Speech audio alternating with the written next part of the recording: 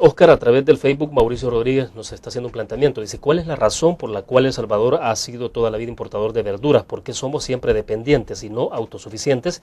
¿Será que los que traen todos los productos agrícolas le ganan demasiado a o los impuestos son muy altos? ¿Quién es el culpable? Pienso que fenómenos naturales han existido toda la vida. No son nada nuevo. ¿Por qué no buscar alternativas de tierras, hacerlas productivas y no hacer más siembras donde la madre naturaleza golpea? Bueno, creo que va en la línea de lo que estamos hablando. Claro, es una excelente reflexión y pregunta de Mauricio. Y yo quiero responder en orden a eso. Primero es que históricamente no se ha tenido una política de Estado de desarrollo agropecuario y agroindustrial. Eso es importante remarcar. Cuando un país no tiene una política de Estado de desarrollo agropecuario y agroindustrial, difícilmente tiene un rumbo país en el sector agropecuario. En segundo nivel, quiero ilustrarte de 4 herramientas legales que pueden permitir este desarrollo, no solo en el sector de hortalizas, sino que en el sector agropecuario en general. Primero, necesitamos una ley de arrendamiento rústico. Es importante tener acceso a aquellas tierras fértiles para cultivarlas y así sustituir importaciones. Necesitamos, por ejemplo, una ley de etanol para dinamizar también la industria azucarera en otras áreas que sea azúcar. Bueno, a propósito de que se está hablando que Brasil le estará dando mucho apoyo a esto, ¿no? Está dando asistencia técnica, pero este tema ya tiene más de 5 años de estar en discusión en la Asamblea Legislativa. Entonces, necesitamos también un reglamento de registro de alimentos, de insumos, de veterinarios, porque son los que sirven para promover la producción en El Salvador. Entonces, son herramientas regulatorias que necesitamos, y la gran madre de estas es una política de Estado de desarrollo agropecuario que se conecte con la política agropecuaria centroamericana.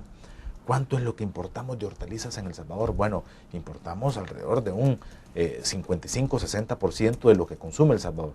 Y la pregunta es, ¿somos capaces de producirla? Sí, somos capaces de producirla. ¿Se puede en El Salvador? Claro. O sea, tenemos climas podemos para ese tipo de... Podemos en El Salvador. ¿Qué hace falta? Articular las herramientas que pueden permitir el desarrollo hortícola en El Salvador, así como frutícola. Pero esa articulación también pasa por voluntad política, pasa por contar con una política de Estado, de desarrollo agropecuario y pasa por tener el financiamiento oportuno. ¿Y esas 3 cosas se están teniendo en este momento? ¿Hay voluntad política, hay fondos, hay disposición desde el Ejecutivo? Bueno, puede haber voluntad política, puede haber fondos, pero no hay articulación. Es decir, no tenemos una política de Estado de fomento al desarrollo agropecuario. Hay algunos anuncios muy importantes del gobierno central, como por ejemplo el financiamiento para el café. En este caso el café ahora tiene que empezar a contar a partir del próximo año. ¿Por qué? Porque este invierno obviamente va a ser prolongado, pero ya no, para el café no tenés que contar. Claro. ¿De acuerdo? Entonces hay herramientas que tienen que estar al servicio de la agricultura para fomentar una agricultura. Es que aquí el tema es este, William. La agricultura tiene que ser un sector y un tema de interés nacional. Cuando tú reflejas, y te voy a dar un dato, por ejemplo, el aporte o el presupuesto del Ministerio de Agricultura ni siquiera es el 1.5% del Producto Interno Bruto. Y eso es muy importante. Por lo menos, si el presupuesto del Ministerio de Agricultura o el gasto público de agricultura llega al 3% del Producto Interno Bruto, entonces, evidentemente, hay un reflejo de interés por apostarle al sector agropecuario y agroindustrial. Bueno, obviamente eso no se tiene en este momento, o sea... Se tiene el 1.5 más 1.5. Hicimos una pregunta puntual en Facebook el día de ayer cuando anunciamos el tema. Por ejemplo, ¿qué medidas se deberían adoptar para que el país pueda ser autosuficiente con la producción agrícola y evitar la importación? Entonces, Napoleón Larios nos decía, este es uno de los factores en donde se tiene deuda con la misma nación. ¿Por qué se tiene que importar comida de otros países si nosotros ya en épocas anteriores hemos producido para el autoconsumo? No es malo que exista la posibilidad de importar o exportar, lo malo está en el cambio de cultura, de convertirse en país importador, consumismo. Dice, uno de las grandes preocupaciones y problemas que más tarde pueden ser conflictos por esas políticas de no producir de manera local. Porque el gran capital, dice, así lo demanda en su política de acumulación de excedentes de manera desorbitante. Esto va en contradicción con la filosofía de la economía. Bueno, un comentario puntual sobre la pregunta que planteábamos. Camagro establece y sienta y da por sentado que El Salvador se puede convertir en el país productor de alimentos en Centroamérica. Tenemos las condiciones. Lo que hace falta es articular las herramientas. Ahora bien, obviamente hay que pasar por financiamiento. Algunos datos importantes. 1 de cada 5 personas en El Salvador tiene relación con el sector agropecuario.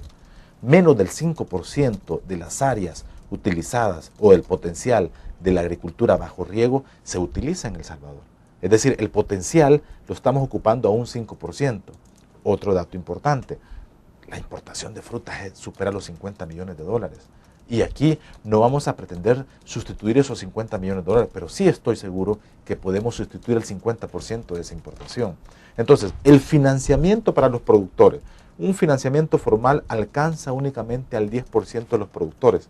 Entonces, si nosotros establecemos el orden de aquellas prioridades para formar la plataforma productiva, sustituir importaciones y entrar a un concurso internacional, se necesitan poner en la mesa herramientas como financiamiento, herramientas legales, voluntad política, una política de Estado y sobre todo, lo más importante, la articulación productiva y social.